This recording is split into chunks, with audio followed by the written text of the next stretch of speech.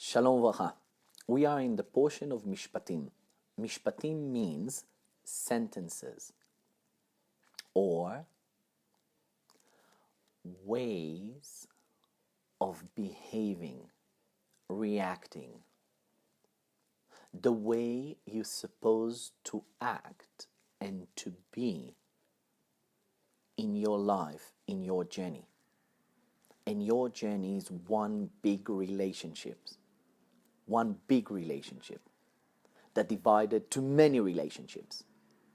Your relationship with yourself, with your surrounding, and with the one that made you, with your father, the one that made you. So Mishpatim are like guidance how to be in your reality. And why?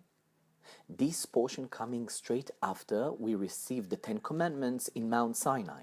The first portion after the portion of Yitro is Mishpatim. What happened in Mount Sinai? When we received the 10 Commandments, we made an ally. We made God, our creator, our ally, our partner. We made kind of a brit. We signed the paper together. I'm going to be with you. You're going to be with me. And when you open a relationship, this relationship and every relationship in your life, really it's built on what? Conditionings, expectations. There's no relationship with no expectation. Like this beautiful word, like unconditional love. Yeah, it can come, but later on into a certain relationship you're going through. You with Hashem, with the one that made you. You learning to understand how much love He have towards you, and unconditional love. But it takes time, patient. Be patient. Patience is a hard one, isn't it? Then in relationship with the one you love, Adam and Eve. Between friends. A good relationship is that when a person is trying to satisfy, to create your will in a certain relationship. So when you are being satisfied, how you're being satisfied in a relationship and you're feeling good, when your will is being done. For example, you want something, the other person provides it. And it goes vice versa, both ways. So if we signed on a paper, we got into an agreement like a marriage with God, so God is telling us, Ve'avadetem et Hashem Elokechem, and you will work God. But when you're talking about avadetem and you'll work God, you feel like a kind of a slave. And that's actually the first mishpat. Mishpat in Hebrew means as well trial. Those are the trials, like those are the paths you're supposed to walk on earth in order to come out balanced, in harmony, touching the real beauty of life, touching the truth of life. This is the way, and what is the first sentence in the parasha, and then towards the parasha we have all sorts of sentences. What are those sentences? They are insights, understandings, affirmations that when you will adopt them into your being, then you will feel the divine. Then you will join a higher purpose by preparing this realm to the redemption to come. Preparing this realm, the mundane, to the redemption to come, meaning that you need to enlighten your reality. You need to elevate it. You need to ascend it. And how? Through those trials, through those mishpatim, through those insight, understandings, affirmations. And the end of the portion of the week, we're seeing that Moses is going into the cloud. God is talking to him. Moses is coming out of the cloud and teaching the sons of Israel what is being received out of God. And by the way, open parentheses, that's the way as well we know how the Torah is true, because when Moses came out of the cloud and he taught Israel what is the will, what God wants out of us, how to create a relationship between us, of course they asked him questions, they examined him, they sussed him out, that he didn't went into the cloud and, I don't know, had a smoke and came with all those beautiful ideas. Jews have a mind to think, a mind of their own. They examined Moshe. They saw his light coming out of the cloud. And he was there for 7 days with God, and he's getting more commandments, more sentences, more what? More ways, affirmations, and insight how to live life in a godly way, being holy, pure, which I think this is the aim, and this is the challenge of each and every one of us. So the first mishpat in the beginning of the portion of the week is Ki tikne lecha eved ivri, when you'll buy yourself a Hebrew slave. One moment, let's observe that. We're coming out of Egypt, out of the Red Sea. We collecting out of the Red Sea lots of diamonds and marbles and rubies. They were on the chariots of the army of Pharaoh. We were loaded with gold and silver. So how come there's a reality of a Hebrew slave? A Hebrew slave become if you have no money, you're looking for a master to live with, or if you stole money and you don't have to repay back, so you need to get into a slavery state situation. So how come? But when we went out of Egypt, we were loaded with money and silver, etc. So how come God is opening the first sentence, the first affirmation, the first understanding inside, the first sentence from our Creator, the infinite, beautiful, loving light coming to us and telling us, when you'll buy a Hebrew slave, how it relates to my life. If the Torah is a book that's supposed to guide you in your life, how it relates to my life. And especially when we came out of Egypt, we were at a slavery situation. We came out of bondage. So why is talking about a Hebrew slave? But here there's a beautiful interpretation to it by the Kabbalah and by the Chassidut. Why God is starting with this sentence, with this insight, this understanding? Because this understanding, when you will practice it and when you'll adopt it into your life, it's going to take you out of your bondage, out of your own prison. Right now, sometimes we feel stuck in life, like nothing moving. We're waking up and same routine. We want to change this routine. What will change the matrix, the fixed like patterns that we walk on? It's this sentence, Ki tikne eved ivri, when you'll buy yourself a Hebrew slave. What does it mean, slave? Slave, eved, is coming in the word in Hebrew, eved, slave. But now we will look at eved and we'll see another interpretation. Eved from the word avodah, to work. What is eved ivri? Eved ivri is very special. There's Eved Knaani, and etc. More kinds of slaves in the Kabbalah and Chassidut, and they've all been mentioned in the Torah. But Eved ivri is very special. What's so special about the Eved ivri, the Hebrew slave? And God is opening the portion with that sentence. First, do that. Why? In order to reach order, organization, feel prosperity in your life, to be successful. There's one very simple tool that a Hebrew slave that exists within our soul.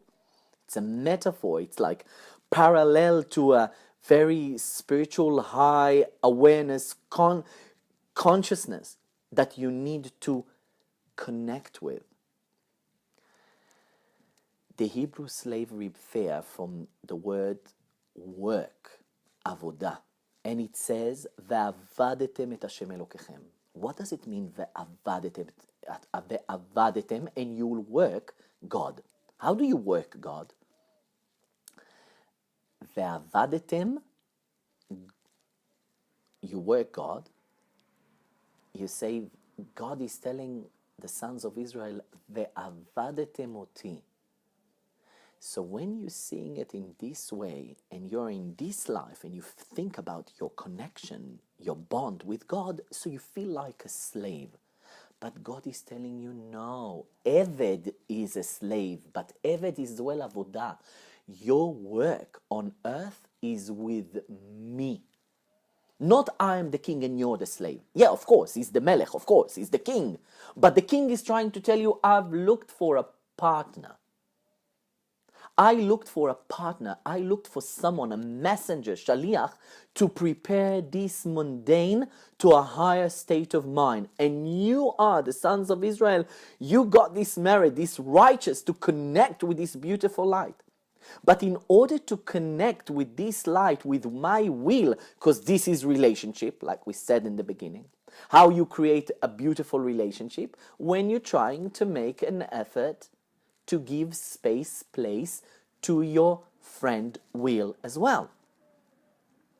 But God knew that when we will come into this reality and will enter this journey, sometimes we'll feel chaotic, chaos, confusion, not understanding, everything is like in a fog.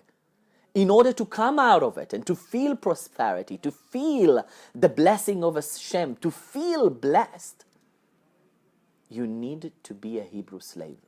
What is this work of the Hebrew slave? Very simple, people. Talking to Papa, talking to God, talking to him, sharing with him like he was your shrink, your psychologist, whatever, psychiatrist, whatever. Just open your heart like a child. Papa, what's going on with me? What's going on? Look at me where I'm at. Come on, do something. Tell me, help me. Work. That's how you work God. How you'll come close to him. How you build a relationship with someone, anyone. Communication, talking. When you talk to someone, you feel close. You're coming close to him. You're connecting.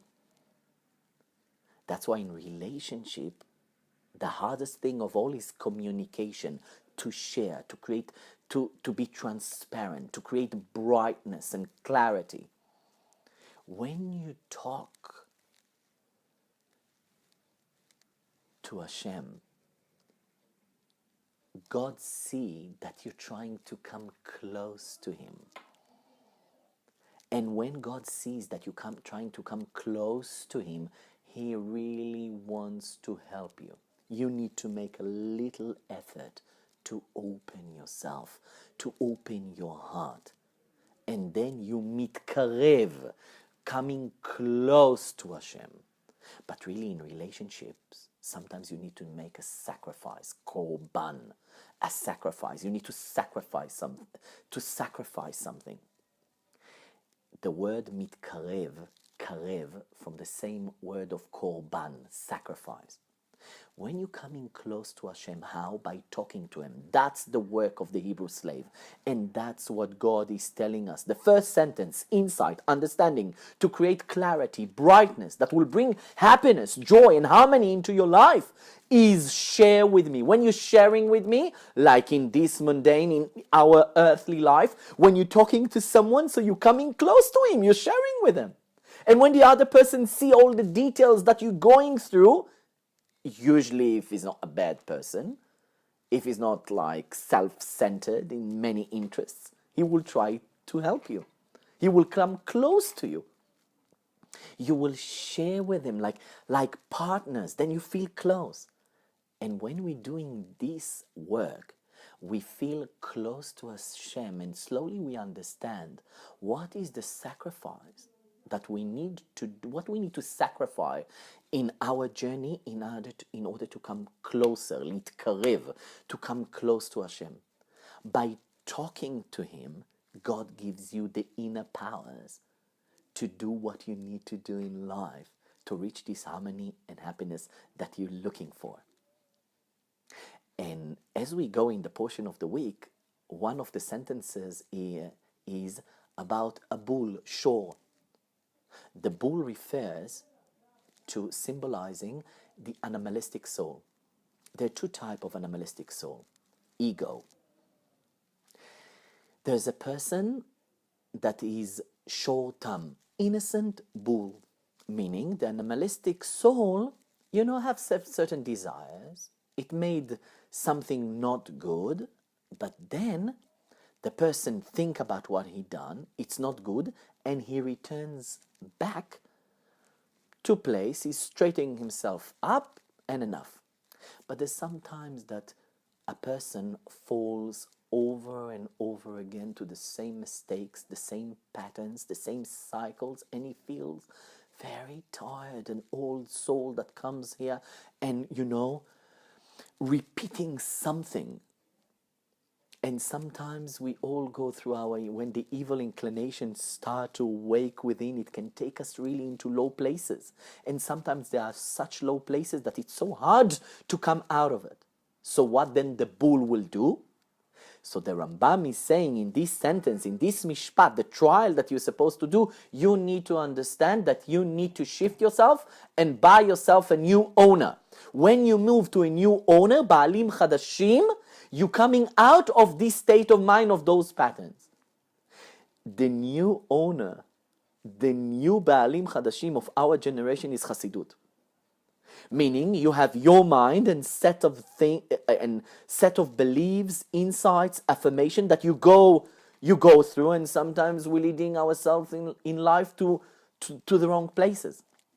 In order not to be shor mu'ad. What is mu'ad?